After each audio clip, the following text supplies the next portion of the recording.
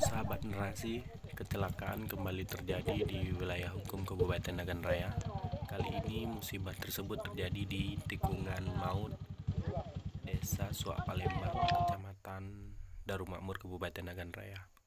Mobil dari arah Tapak Tuan menuju Banda Aceh tersebut mengalami bocor ban sehingga hilang kendali dan sempat menabrak tiang listrik sebelum terbalik di jurang daerah tersebut. Dalam musibah tersebut, seorang ibu bernama Emiati meninggal dunia dan dua orang lainnya tidak mengalami luka berat. Memang sudah sering kejadian di wilayah tikungan tersebut. Baru-baru ini juga sempat kejadian serupa tepat di dekat rumah yang terlihat pada gambar. Saat ini